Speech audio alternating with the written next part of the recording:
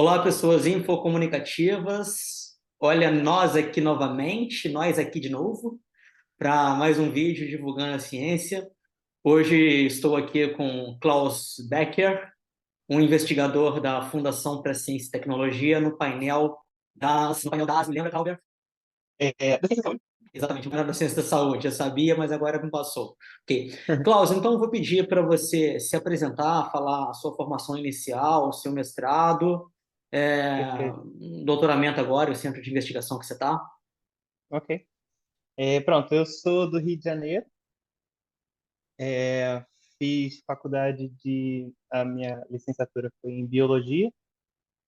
Depois eu fiz mestrado em Saúde Pública. A Biologia foi na Unigran Rio. O mestrado em Saúde Pública foi na Fiocruz, na ENSP, a Escola Nacional de Saúde Pública. É, Pronto, já é numa área diferente, não é exatamente uma área da biologia. Estudei um bocadinho de política, de história, de filosofia, o que é excelente, porque para fazer ciência tem que ser um pouquinho filósofo, né? O Dalbert sabe muito bem disso. E agora estou fazendo o doutoramento em ciências do desporto. Também nada a ver. Toda a minha história na iniciação científica e no mestrado foi com farmacologia e, e eu não percebia isso como promoção de saúde, sabe? É, Se dar uma solução ruim, tecnicamente cara, é, super elaborada para resolver um problema que você devia resolver com hábito de vida. Assim, é mais barato, menos doloroso, sabe? Vou curar o câncer. Era melhor que o cara não tivesse câncer, né? Porque é sofrido ter que passar por isso. Então, eu pensei, cara, não é a intervenção que eu quero fazer na farmacologia. Gostava de impactar de forma mais significativa e o melhor remédio é o exercício físico. Então, eu migrei para a ciência do desporto e tem sido um desafio bem grande, porque, pronto, antes eu já era um biólogo estudando um pouquinho de química, agora sou um biólogo estudando um pouquinho de física, que é um pouco mais difícil ainda de lidar com a parte matemática. Eu cheguei num jeito de operacionar esse tipo de coisa sem entrar muito na matemática. Eu consigo perceber a curva, consigo perceber os fenômenos, mas sem tanto da parte formal. E o meu trabalho é perceber como a dor modifica a ativação muscular, como nós nos movemos. É óbvio para muitos. Só um parêntese. Eu devo continuar aí? Posso continuar a linha? Já posso Pode começar a falar continuar. da. Então, Pode. beleza. É, é fato para as pessoas dessa área que pessoas com dor se movem diferente, né? E você consegue até ver. Você percebe, oh, você está mancando e tal, e o corpo humano tem uma redundância enorme que você consegue fazer a mesma coisa usando um setup de músculos completamente diferente. Só que isso tem repercussões.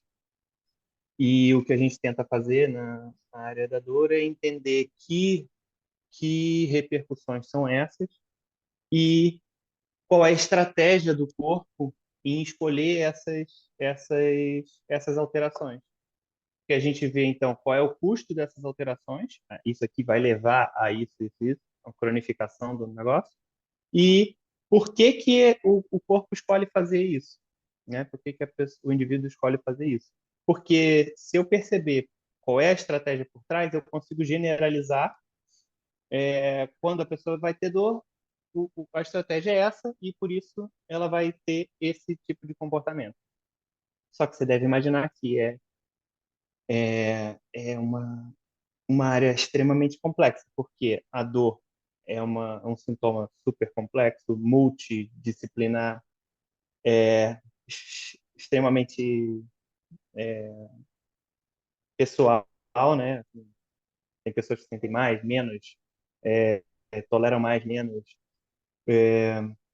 locais diferentes. Então, pode ser na articulação, pode ser no músculo, pode ser no, no nervo, pode ser. Tem uma variabilidade muito grande, só na dor, né? E no movimento também, muita variabilidade, porque, como eu disse, você pode fazer a mesma coisa usando músculos completamente diferentes. E Sim, continua, por como é? favor. Eu ia passar aqui para o artigo, mas quer falar mais alguma coisa? Pode. Quero. E então, na área da dor, o que a gente tenta fazer é criar teorias. Então, teoria da evolução. Teoria é o status mais alto de um corpo de evidências que você pode chegar, né? Então, é teoria da gravidade, teoria da evolução. Teoria, no português coloquial, é como uma hipótese, mas na ciência, teoria é o grau mais alto de certeza que a gente pode ter. Então, assim, as evidências que sustentam a gravidade são muito grandes e a evolução também muito grande. E então, o que a gente tenta fazer também na dor é chegar numa teoria que explique a maior quantidade possível de variáveis, de evidências, de acontecimentos, para então a gente conseguir generalizar aquela resposta do corpo. Pode falar o que você ia Ok. falar. Eu começo já o artigo? Agora, a questão aqui esse artigo ele já foi publicado numa revista, correto? Sim, sim. Ok. Tem aqui o Celso, deve ser o nome da revista, é isso? Uhum, uhum. E você quer falar o nome completo dela ou é só Celso mesmo? O nome da revista é só Cells mesmo. É, eu posso mostrar no, no navegador, né? Tipo, olha, tá aqui o. Ok, não, vamos manter essa parte aqui Vamos mesmo. manter? Isso, Bem, podemos manter assim. O título, então, fala sobre a estratégia do cérebro, né, para manter a produção de força. Me fale mais sobre exato. esse título. Então, eu acho que o título é o que eu mais gosto do artigo, e nem fui eu que fiz, foi meu orientador. Ok. Mas pronto. Isso acontece. E que bom que isso Pois acontece, né? é, Às vezes né? é o contrário. Os caras são bravos, são mais experientes que a gente. Porque ele fala, então, a estratégia do cérebro para manter a força, né? Então quer dizer o quê? Que vai envolver motoneurônio, porque quem faz a ativação do músculo é o motoneurônio. Então eu já falo ali que eu vou falar de motoneurônio. Durante painful contraction, né? Então vai envolver dor e uma reorganização da o pool seria o pool é piscina, né? Mas pool seria o universo de unidades motoras recrutadas. Unidade motora é o motoneurônio e as fibras musculares que ele inerva. Então, um motoneurônio estimula, sei lá, 10 fibras musculares, né, porque ele tem a sua ligação ali. E isso é uma unidade motora, porque é a menor parte contrátil, né? Então, é uma unidade motora que gera Vamos falar para um leigo. Imagina a movimento. pessoa não tem ideia nenhuma do que é um motoneurônio. Você conseguiria dar um exemplo na parte de indústria, sei lá, um carro, uma linha de montagem, qualquer coisa do tipo? Consigo te dizer. Aí não. Não, eu estou dando, falei assim, por alto. Sei. É uma analogia, né? Exatamente isso. Uma analogia. É, como um guarda-chuva, então. Ok. No guarda-chuva tem as ranhuras que sustentam a parte que protege da chuva A nele, né? capa, sim. Tem o esqueleto que protege Então que tem a capa capa. e tem o esqueletinho. Quando você abre o guarda-chuva, ele mexe todas elas ao mesmo tempo. Uhum. Então, um sinal do guarda-chuva estimula todas as hastes para abrir o guarda-chuva. É a Esse mesma daí é o coisa, motoneurônio. é uma unidade motora. O sinal do guarda-chuva é o comando motor, né? Que é Uhum. uma corrente elétrica mesmo que passa pelo neurônio. E as fibras musculares seriam o esqueleto do guarda-chuva, que se abre, mas as fibras elas contraem, né? Sim. Uhum. Maravilha. Vamos para o abstract, então, em português, para o nosso público poder acompanhar. Perfeito. Então,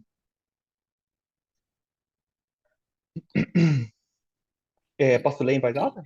Aí você vai ler linha por linha, porque eu posso ter dúvidas, e em cada linha eu vou te fazer perguntas. Eu vou tentar ser um leigo, eu Ok. sou um leigo nessa situação, eu vou tentar fazer um papel de leigos mais leigos ainda, e talvez menos leigos do que eu, para te fazer pergunta. Vamos começar então com a primeira linha. Ok, vamos aqui justificar. É, esse, um detalhe, essa publicação foi um special issue, né, de doenças neuromusculares. Então, começa falando de doenças neuromusculares para chegar na dor. Hum, Porque a dor é o sintoma mais comum, né? Então, um sintoma comum nas doenças neuromusculares é a dor, que altera o movimento humano de várias maneiras. ok, Aquela parou história que eu aí. falei de... Uhum. Doenças neuromusculares. A palavra neuromuscular, me explica ela assim, em termos simples. Que afetam neurônios e músculo. Mais especificamente essa cadeia que eu falei, né? De ativação neurônio e músculo, esse conjunto faz a gente mover o esqueleto. Então, qualquer doença neuromuscular é alguma coisa que interfere nessa cadeia de eventos. Não Pode ser necessariamente no neuromotor, né? Pode ser no neuromotor ou nas ligações do neuromotor. pode ser no neuromotor, no planejamento da execução do movimento. Então, no Parkinson, ele não tem esse controle fino, tá no planejamento a questão. Pode ser na condução, então, o caminho que leva ao, ao músculo. Uhum. Então, pode ser num nervo o caminho que leva ao músculo, e pode ser o caso de um paraplégico, né? Ele não tem a comunicação ali dali para baixo. Então, é no meio do caminho. Pode ser no músculo mesmo e pode ser na articulação que o músculo move, né? Então, pode ser em qualquer uma dessas dessa cadeia. Ok, dessas partes, posso chamar de Uhum. partes da cadeia, Pode, certo? sim. Segunda linha, Klaus. Usando o sinal eletromiográfico decomposto, investigamos a estratégia do cérebro em recrutar diferentes unidades motoras. Eu vou deixar pausado aqui. Ok. Opa. Não, O você que quer parar aí, né? Ok, vamos parar aí para explicar essa parte, é É porque isso? a frase é bem grande. A frase é bem grande. Eu tenho que explicar parte por parte mesmo. Eletromiográfico. É grafia, ok, eletricidade e pronto, é só o que eu entendo dessa palavra. Eu acho que todo mundo já viu um ECG, né? Sim, sim. Não é? Aquela, Nem que aquela seja naqueles história. episódios do Grey Anatomy, Aquilo, né? pois é. Então, aquilo é um sinal elétrico do coração. E ele Uhum. tem aquele formato. E olha como é engraçado. É, o mundo, um grande jeito de sinalizar coisas é sobre frequência. E o corpo tem um jeito de organizar as frequências.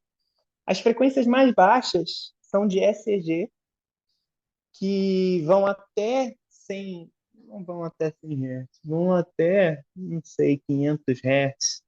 Hertz é uma medida de frequência, né? Então, o nosso cérebro usa frequências pequenininhas e para comunicar entre neurônios.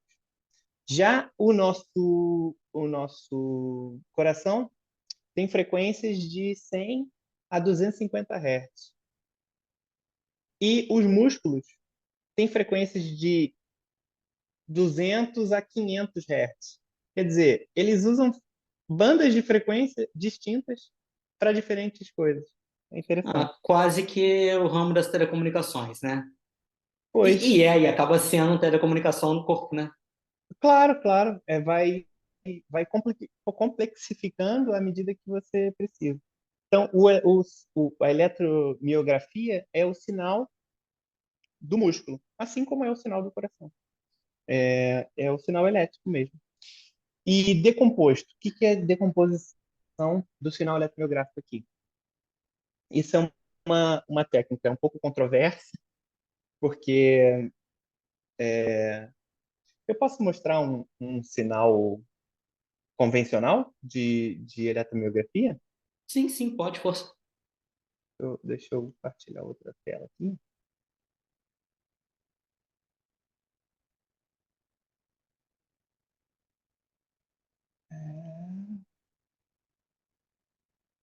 Vou share,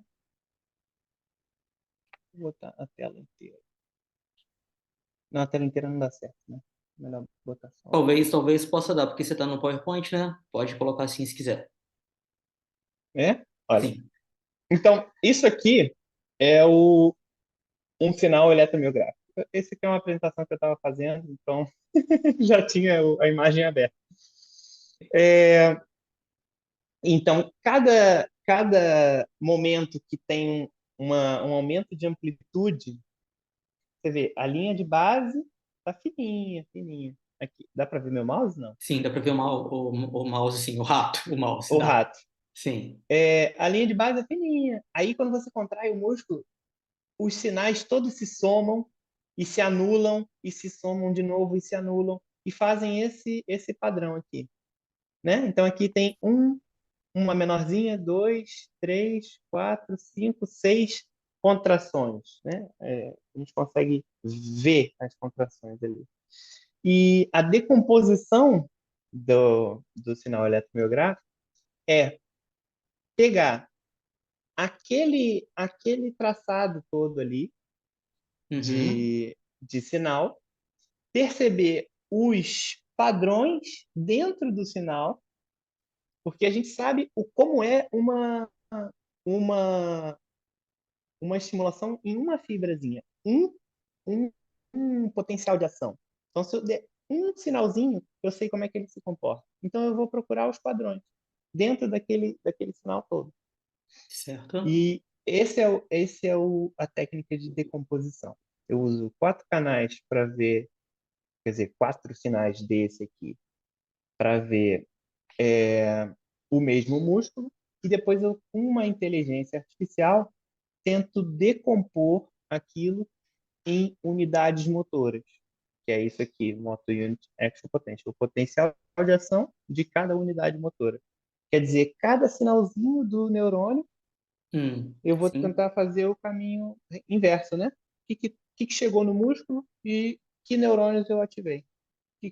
Olhando para o músculo, que neurônios eu ativei. Do músculo em direção ao neurônio.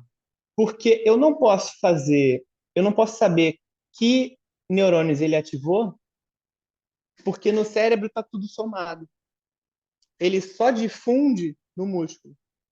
Então, por isso que eu tenho que Ok. decompor o eletromiográfico para saber que neurônios ele ativou. Porque se eu olho para o cérebro com um ECG, eu só vejo as Não dá para ondas ver qual é o neurônio que foi ativado somadas. ali, né? Exatamente. Eu vejo as ondas somadas. Perfeito. Então voltamos lá para o texto. Voltamos ao texto. Então, isso aqui é a decomposição do sinal eletromiográfico. Ok. Investigamos a estratégia do cérebro em recrutar diferentes unidades motoras. A unidade motora, de novo, é o neurônio mais o conjunto de fibras que ele estimula. Certo. Vamos fazer o seguinte, como nós temos só 5 minutos de sessão, porque a universidade ainda me dá 40 minutos por sessão, vamos encerrar essa e abrir uma nova para ter 40 minutos. Tá bom. Vou sair daqui, você sai daí, a gente entra daqui 10 minutos, tá bem? Tá bem. Valeu. E agora então vamos passar para a próxima frase. Certo. Então, para produzir torque durante a dor muscular induzida, em termos, aí vem as variáveis que a gente analisa com a decomposição. De taxa de disparo, que como eu falei, né, a frequência né? Isso que é firing rate, que é FR, então é a taxa de disparo, quantos pulsos o neurônio manda por minuto, né? Por segundo. Por segundo, sim. O limiar de recrutamento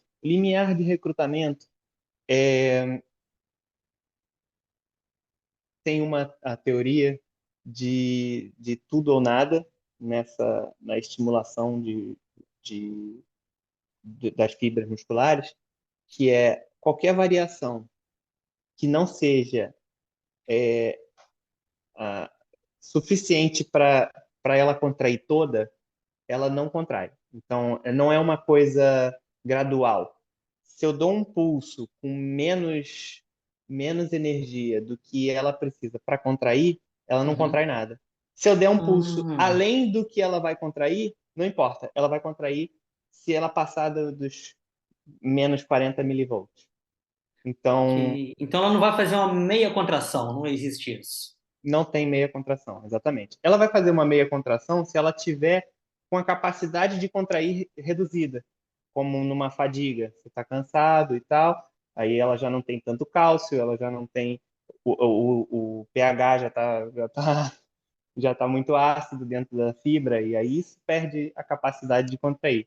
Mas Mas ela vai o estar fazendo o pulso máximo dela, né? Ela vai estar fazendo o o máximo dela. pulso exatamente. Ok.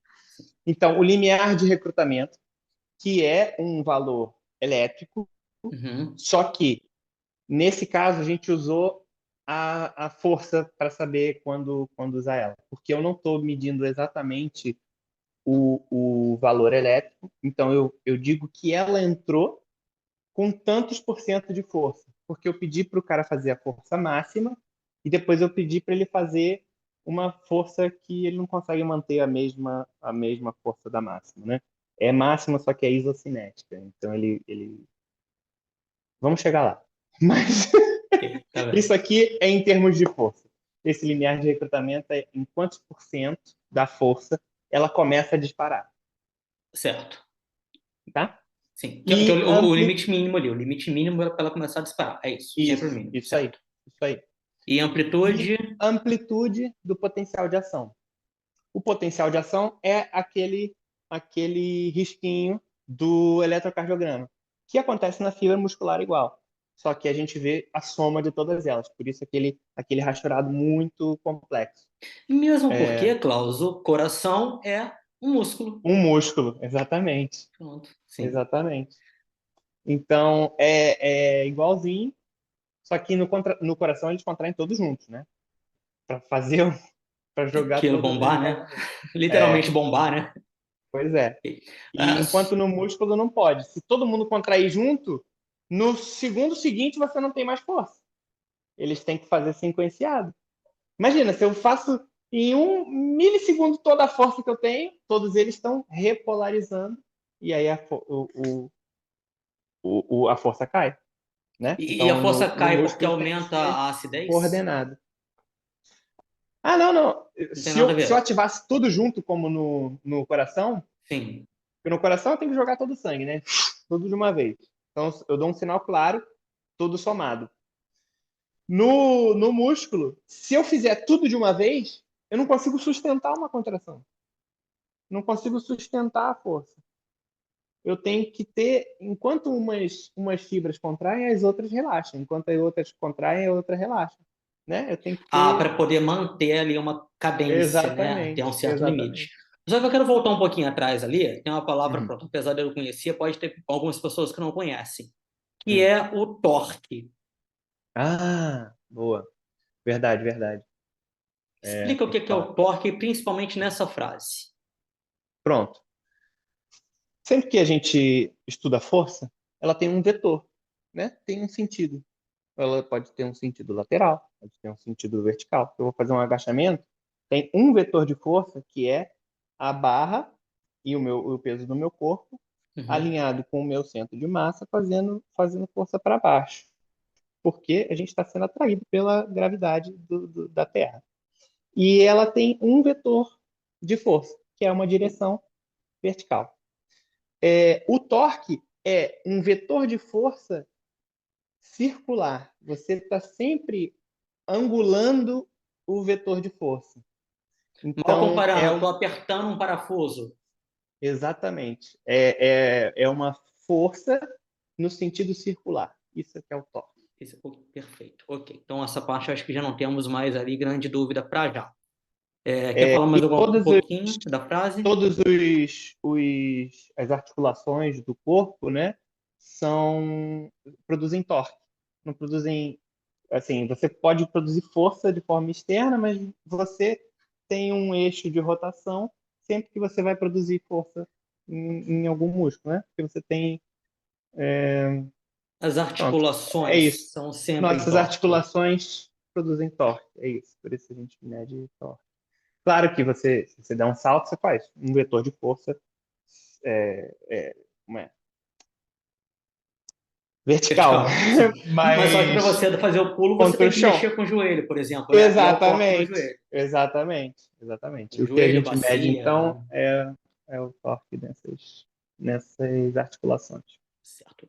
Pronto. Continuamos então. Essas propriedades, Essas força. propriedades foram usadas para definir grupos 1 e 2, com base no método de clusterização K-means.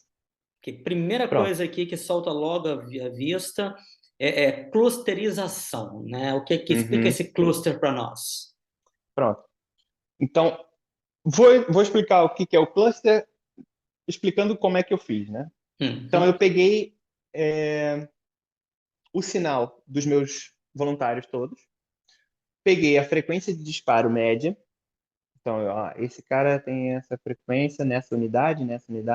Eu tenho por unidade motora. Então, imagina, eu tenho uma pessoa que recrutou 30 unidades motoras. Essa aqui tem a frequência média disso. Essa aqui, a frequência média disso. E o limiar de recrutamento tal, e a amplitude tal. A amplitude eu não respondi, né? É a altura do potencial de ação. Então, pensa no pip do, do eletrocardiograma. Se eu faço um pi menor, é uma fibra que tem uma amplitude menorzinha, né? Uma amplitude menorzinha e um sinal mais amplo, Estamos a né? falar das O cristas vale e o das pico. ondas, né? É isso. Isso, o vale e o pico. E o pico, Então, isso que é a certo. amplitude. Então, eu peguei essas variáveis, a frequência, o limiar e a amplitude, de cada unidade motora de todos os sujeitos. Então, peguei todos esses dados, joguei tudo dentro de um saco e falei assim, ó, agora você se arrumem por similaridade. Então, imagina que uma centrífuga, eu boto lá um sangue e aí eu falo assim, eu quero separar as coisas densas, que são mais pesadas, das coisas menos densas. E aí eu vou rodar. E aí, fazendo uma força G num sentido, eu vou separar o que é mais denso, que é mais parecido, e deixar o que é menos denso, né? Com uma força G, né? Que é o tal da centrífuga. É a mesma coisa aqui. Eu estou separando por similaridade. Então, unidades motoras que caem no grupo 1 têm características A. E unidades motoras que caem no grupo 2 têm características B. E eu defini quantos grupos elas seriam agrupadas, tá? Então elas se agrupam pela menor distância euclidiana e tal, mas é isso. É um agrupamento por semelhança. Eu disse que são dois grupos, porque, de forma grosseira, nós temos dois tipos de fibras musculares: fibras tipo 1 e fibras tipo 2.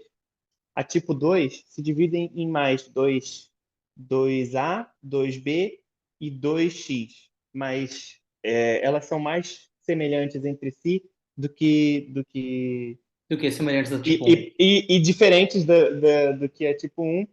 Então eu agrupei elas todas juntas, né? Tipo 2, A, B e X e tipo 1. Então eu falei, ó, tem grupo 1 e tem grupo 2. Agrupem por semelhança. Eu vou dar um exemplo aqui, então, de clusterização, você vê se isso se relaciona com o que você fez. Eu peguei um copo, coloquei água e óleo. E Uhum. aí está clusterizado em dois grupos, correto? Perfeito, perfeito. Para o Porque um pessoal. é polar e o outro é apolar. Perfeito. E elas. Desculpa, eu dei um exemplo aí da centrífuga. Não, tá bem. Vamos atingir também o público que é de enfermagem para cima. Vamos lá. O K-means é uma estatística de clusterização, é isso? O K-means? Exatamente. É como ele dá essas diretrizes de agrupar. É o K-means. Agora vamos lá então para a próxima frase. Pronto. Uma solução salina hipertônica de 6% ou isotônica de 0,9% intramuscular num volume de 2 ml foi injetada para induzir dor ou placebo, ou atuar como placebo, durante as contrações isométricas e isocinéticas de extensão do joelho. Extensão do Pronto. joelho é aquele torque que a gente viu Extensão antes. do joelho seria isso aqui com o joelho ou seria isso aqui? Ou nenhum dos dois? É porque o braço não é uma Não dá para boa analisar. analogia. Ok. Vê se aparece meu joelho. Seria Não, calma. isso aqui é a extensão. Ok. Isso Para aqui é frente. flexão. Certo, perfeito. Ok. Com Pronto. isso, aumentamos a nossa visualização em X%. Ah, minha perninha! Agora o Legal, Ibope legal. vai lá nas alturas. Vamos lá, então, aqui nessa parte de a solução salina, eu acho que tem a ver com sal, né? Agora, Sim. hipertônica ou isotônica? Isso é a Aí. concentração. Isso é a concentração. O volume é 2 ml, é a mesma coisa. Só Uhum. que o quanto de sal tem em uma é diferente em outra. Em hipertônica quer dizer que a concentração de íons é maior do que o meio que eu vou colocar, que é o músculo. Então, Tem mais o íons. músculo, o Sim. sangue e tal, tem já uma concentração de 0,9, é isotônica. Por isso a isotônica é de 0,9. E a hipertônica é 5 vezes mais, né? Um pouco mais que 5. 5 vezes mais concentrado, quer dizer que tem mais íons por espaço, né? Uhum. Mais cloreto de sódio, é, na hipertônica. E por que que a gente dá uma injeção hipertônica para causar dor? Porque a hipertônica causa dor e a isotônica é para simular o placebo, né?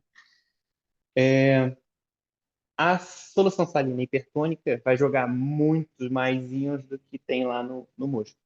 O que vai fazer com que esses íons tenham uma concentração, tenham peraí, eu estou procurando um termo que não seja tão...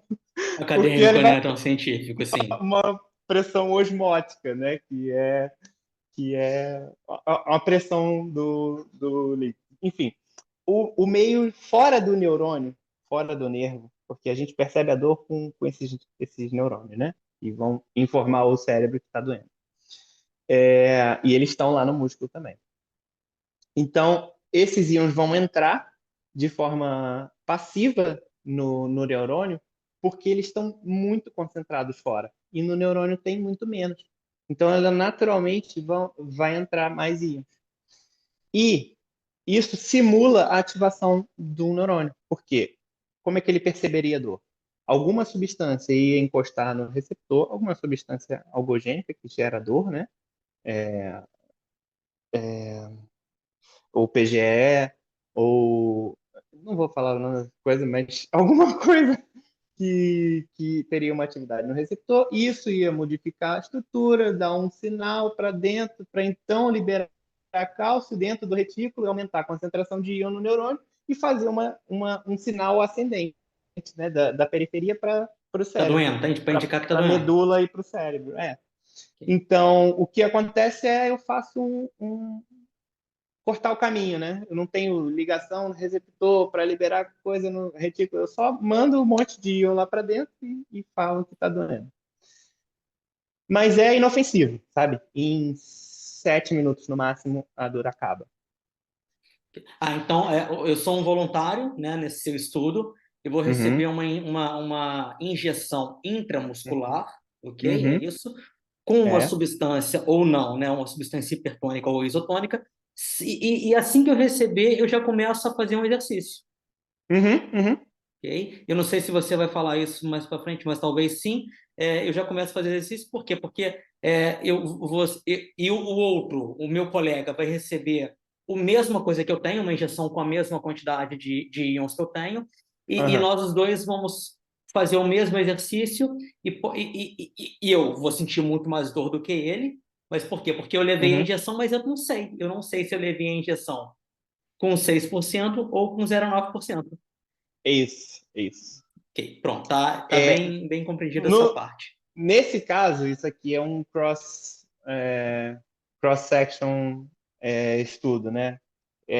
A mesma pessoa, eu fiz randomizado, mas ela Uhum. fazia 2 visitas.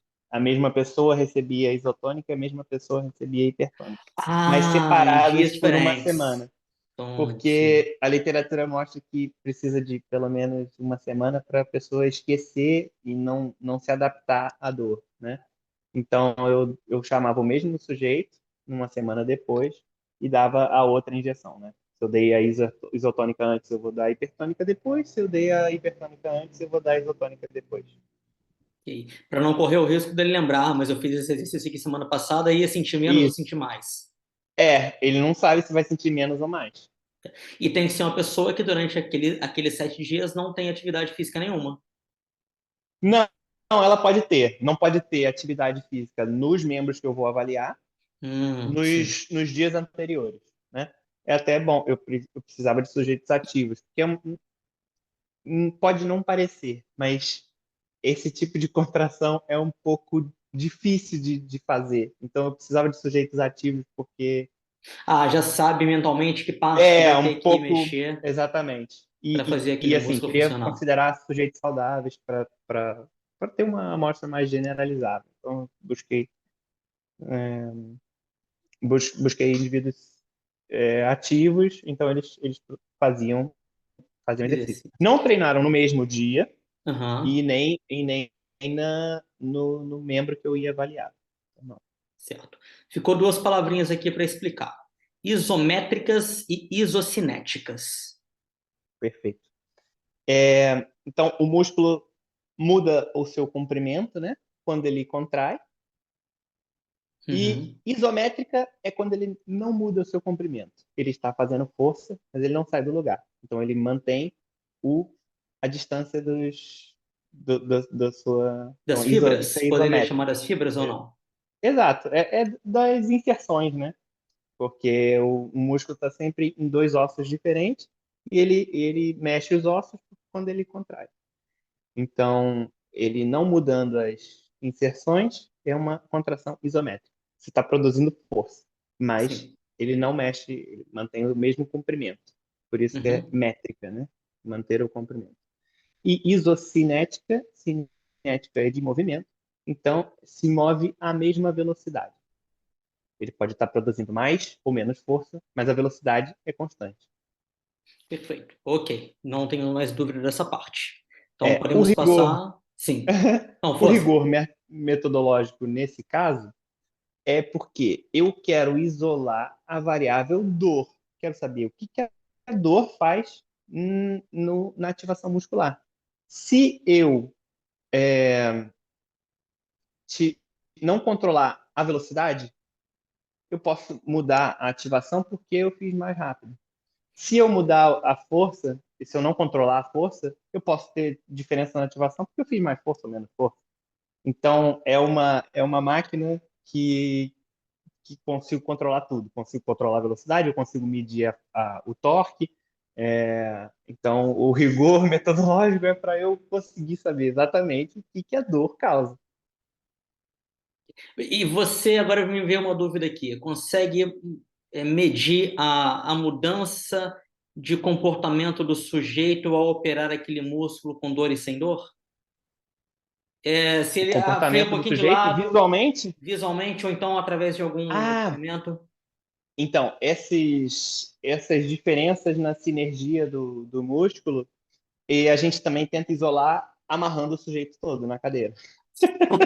Peraí, Ele não ok. consegue mudar a angulatura da anca, nem do joelho, nem nada. Nada, Ele nada, nada. pode, assim, tem 3 flexores de joelho, né? O vasto lateral, o reto femoral e o vasto medial. Ele pode ativar esses músculos de forma diferente. Inconscientemente, né? Isso pode Talvez. acontecer. Inconscientemente, porque eu injetava a solução no vasto lateral, mas ainda tem outros dois. Isso ele consegue fazer. Só que eu também tinha um sensor no reto femoral, que nesse artigo não foi avaliado. Mas pronto, mas eu Vai tinha ser no também. próximo artigo.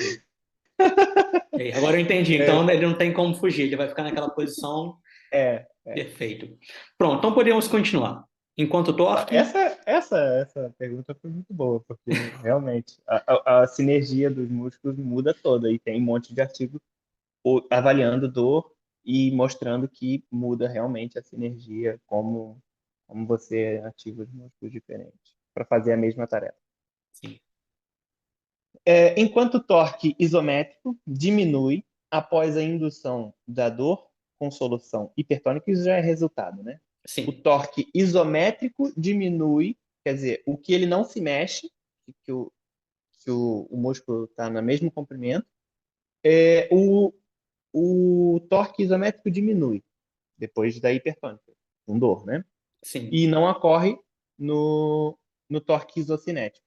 Quer dizer, no isométrico ele baixa a força e no isocinético ele mantém a força. Por quê? O isométrico ele está com o joelho travado. Isso aqui imagina que é o joelho, né? E aqui está o dinamômetro, que é o que eu meço a rotação. Então aqui ele está com o joelho travado, fazendo força assim. Isso é mais, eu acho que é mais amedrontador, né? Porque não sair do lugar, não sei se eu vou por esse caminho, mas o isométrico dá um medo maior para o sujeito quando ele está com dor. E o isocinético, ele consegue vencer a resistência, só que sempre na mesma velocidade, né? E ele não diminui a força, com a dor ou sem. Ele faz a mesma força. Mesma força. E dá um medo Então, porque nós temos a sensação, eu acho que eu vou falar por mim, quando eu recebo a pancada, caio de bicicleta, por exemplo, alguma coisa, e eu não consigo movimentar, o que que eu acho? Quebrou. eu Não acho que sei é se é por assim, aí. a tensão começa no músculo, mas ela é transferida para o tendão, que é o que prende o músculo no osso, e esse vai aumentando. E aí a tensão, o músculo tem uma forma de se deformar e o tendão tem outra, né? O tendão ele tem uma deformação elástica e depois uma deformação plástica. Quando ele já deformou toda a tensão que ele consegue, ele vai começar a arrebentar. Agora é Que aí é a plástica, né? cinética de materiais. Mas pronto, ele vai aumentando a tensão e se ele passar demais, ele, ele vai arrebentar. E por isso que eu acho que o isométrico provoca um medo maior no sujeito, porque está doendo e ele tem medo de deformar, de arrebentar Arrebentar. o tendão.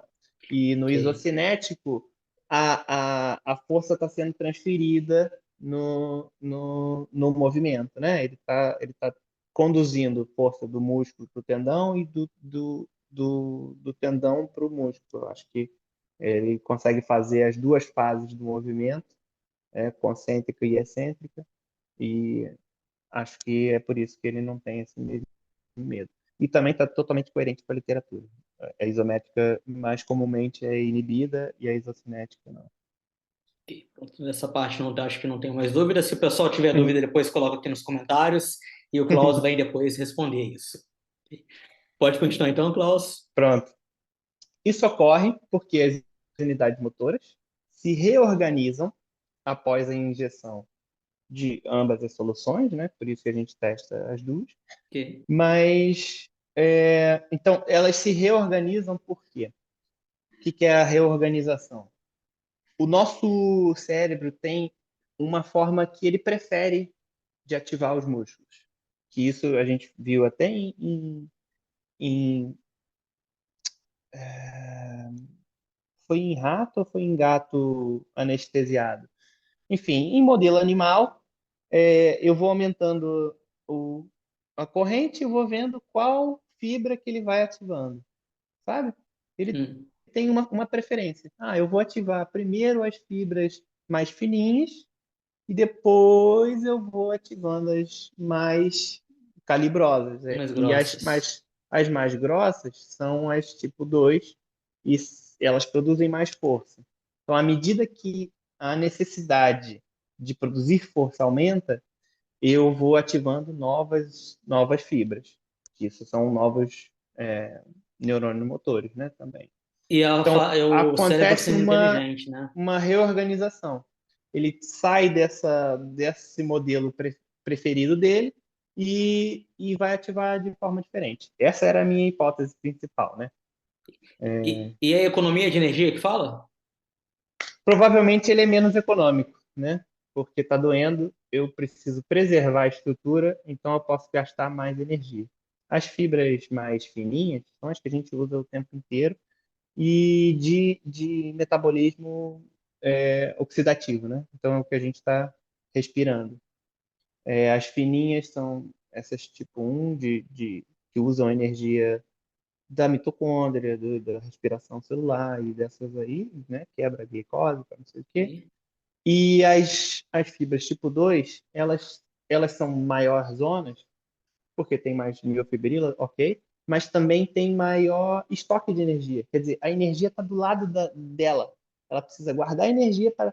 Aí precisa de toda a energia para fazer força e tal. Pum! Ela vai, faz a força porque a energia está ali, está guardada, está bonitinha. Então, o ATP todo dentro dela. E essas são mais fortes e tal, mas são menos econômicas. Você não tem o input de energia o tempo todo. Você não está você não respirando precisa de mexer com elas o para tempo todo, recuperar né? elas. É. E elas comem o quê? Essas fibras mais grossas, o que que elas comem, por assim dizer? As pequenas comem oxigênio, né? Entre outras É, coisas. dentro do músculo tá estocado na forma de glicogênio, né? Mas depois ela vai usar glicose para fazer ATP igual, né? Isso vai ser igual. Mas é ATP, né? Para fazer a contração muscular é ATP. ATP seria a Então, sigla de? desculpa, adenosina trifosfato. Ok, É a adenosina molécula trifosfato. energética mais comum do corpo. O que que eu estou pensando aqui? As fibras com a bitola maior, elas não são como uma corda, que são a junção das fibras menores? Caralho, olha, desculpa o caralho. Vai pro ar, vai pro ar. Isso aí é palavra normal. Depois a gente explica a parte da palavra, como é que ela surgiu, mas A não tem problema junção. nenhum. Pronto. A composição da fibra, né, muscular é a fibra são várias células musculares que se fundem. Isso acontece até em outras fibras. A membrana celular dela perde ela perde essa parede que faria vizinhança com a outra e vira uma coisa só, sabe? Então a membrana era uma coisa que estava assim. Uhum. Aí, para fazer a fibra, elas perdem a parede e fazem uma coisa assim gigantesca e com o mesmo núcleo. Por quê? Para fazer proteína, para fazer alguma coisa que a célula precisa, eu preciso buscar informação no núcleo. Se o núcleo estiver muito longe da fonte que eu vou usar ela, eu não consigo. Imagina, eu vou mandar uma Informação, né? proteína fazer eu preciso fazer uma proteína. A ordem vem lá da periferia. Aí eu falo, tá bom, vai lá informar o núcleo que eu tenho que produzir. Aí ela chega lá no núcleo, aí tem que produzir e depois levar para lá, né? Ela produz a proteína, ribossomo, não sei o que, e vai levar para lá. Se o núcleo estiver muito longe de onde eu vou usar ela, eu não consigo. Então, o corpo tem uma distância mínima para cada núcleo. Então, para fazer mais fibra, eu preciso de mais núcleo. E isso Que é a célula satélite, que é o que faz mais fibras musculares. Ela fica em estado de quiescência, que ela quase não tem metabolismo, e ela fica na periferia do músculo. E quando eu preciso recompor o músculo ou aumentar o músculo, ela vem e doa o seu núcleo e faz e aumenta a fibra. É, Ah, então é errado dizer que uma fibra grossa é a composição de é fibras a pequenas. junção das fibras pequenas. Não, para Ok, fazer a fibra pequena, eu preciso dos núcleos e não preciso do estoque de energia. E para fazer a fibra grande, eu preciso do núcleo, só e que do eu vou usar estoque. outra fonte de energia, exatamente. Ok, perfeito. Oh, podemos continuar, então essa parte já compreendi bem. Então, isso é suportado por um aumento no limiar de recrutamento, tanto no grupo um quanto no grupo 2 das unidades motoras. Ok, essa parte Ficou também acho que claro já aqui? explicamos ali, sim, porque vem lá Né? de cima da explicação anterior. Isso, quer dizer, é, o aumento no limiar de recrutamento vai me dizer que eu preciso de, na verdade, é porque ocorreu um aumento, só que no abstract eu não consigo dizer por que ocorreu esse aumento. No resumo do trabalho, não No, tem palavras suficientes para é, você dizer não isso, tem o né? suficiente, não Sim, tem o eu porquê. compreendo. Mas esse é resultado, né? Resultado é resultado. Ok. Pronto. Se a gente for mais para baixo, eu explico melhor. No entanto, ao induzir dor com a solução hipertônica, que causa dor, o aumento do limiar é aumentado em comparação ao placebo. Quer dizer, aumenta nos dois, só que com a dor aumenta muito mais. Uhum. Nessa condição, a frequência de disparo também diminui, enquanto a amplitude aumenta. Esse amp aqui era para estar O Ampere tá, encaixadinho. tá em caixa pequena, né? É. Ou com uma letra menor, sim. É, que é Moto Unit Actual Potential Amplitude. Isso que é a Ok. sigla. Aumenta Nessa apenas no grupo condição. um, que é o. Ah, desculpa, continua, porque aí você ia falar aí sobre Então, isso. aí, nessa condição, a frequência diminui, enquanto a amplitude aumenta só no G1. E por isso aqui é resultado, né? Não tem discussão. Sim. Aí um pedacinho da discussão é isso aqui, né? Portanto, esse estudo propõe que a estratégia para manter a produção de força durante a dor é recrutar unidades motoras com maior limiar de recrutamento e amplitude. Quer dizer, as fibras mais espessas, são essas as tipo 2. Então, todo esse meu método de clusterização é para discutir de forma análoga quem o cérebro está ativando, tipo um ou 2. Porque com a eletromiografia convencional, eu só consigo ver a soma de tudo que está acontecendo, naquele rasturado que eu mostrei todo. E ali eu não sei quem é fibra um e 2. E nesse eu também não sei. Só que quando eu misturo elas e separo por semelhança, eu provavelmente estou acertando em dizer que essas são tipo um e provavelmente eu estou acertando em dizer que essa é tipo 2. Pelo menos na maioria, né? Pelo menos na maioria dessas, na maioria dessas. Essa foi uma forma que eu inventei para falar, olha, provavelmente o cérebro está reduzindo o recrutamento de fibras tipo um, que já é a preferida dele. Tudo que ele puder Uhum. fazer de tipo um, ele vai fazer tipo um. E o que ele precisar além, ele vai recrutar tipo 2. Só que com dor, ele não vai recrutar tanto as tipo um e vai recrutar mais as tipo 2. Ok. Era essa a minha hipótese, com base nos artigos todos que eu li, né? Você leu para Porque trás, eu revisão de literatura tenho. muito grande. É. Eu vou fazer uma pergunta aqui que eu acho que todo mundo não, né, me vem à cabeça e pode ser a pergunta de outras pessoas. Falando com relação à cãibra, como é que Hum. a cãibra se posiciona nesse seu estudo? Ou você não tocou em hipótese alguma na cãibra, nunca referiu da cãibra? Eu nunca pensei na cãibra, assim, nenhum dos meus sujeitos reportou cãibra e tal. Mas é interessante, porque é um desequilíbrio iônico, né? A É, cãibra gera dor, a dor é que é a geratriz da cãibra. a cãibra gera dor, definitivamente. Não é a dor que vai causar uma cãibra, né? Não é isso. Não. É a cãibra que gera dor. A cãibra é a ausência de algum íon para relaxar a contração muscular, né?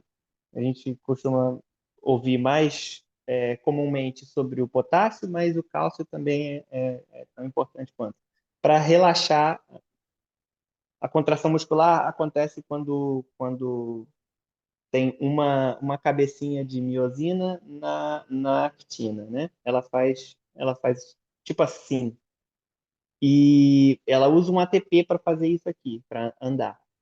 Sim, E depois usa um cálcio para relaxar,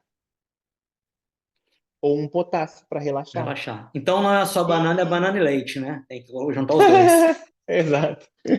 E então a cãibra é uma dificuldade em relaxar. E, então a cãibra acontece por um desequilíbrio iônico e aí ela gera dor, né? Porque ela está contraindo demais. Se eu sou uma pessoa masoquista ou sadomasoquista, agora eu esqueci a diferença entre sado e masoquismo, mas eu tô com cãibra e vou forçar. Posso Ah. arrebentar alguma coisa ou não? Provavelmente não, você não tem uma resistência grande contra isso. Assim, seu músculo vai estar contraindo, ok. Você pode até sentir dor nos dias seguintes se você Forçar aquilo. fizer uma contração grande demais. Mas você não tem uma resistência grande para causar um estresse mecânico nessas estruturas, né? Imagina que a sua articulação é o limite da coisa que você pode fazer. Você não consegue contrair mais o bíceps do que até aqui. E Sim, a você não articulação não permite. você provavelmente pode até ter dor nos dias seguintes, porque se você ficar fazendo uma coisa sem carga, também vai sentir dor, né? Você vai consumir teu cálcio todo, vai ficar ácido as suas fibras todas, e isso vai causar dor, claro. Então, mas eu acho que machucar você não Não machuca, vai. não. Ok. Então, é isso, Klaus. Olha, eu agradeço muito esse seu tempo aí de nos explicar sobre o seu primeiro trabalho dessa tese. É o primeiro, né? É sim. Ok?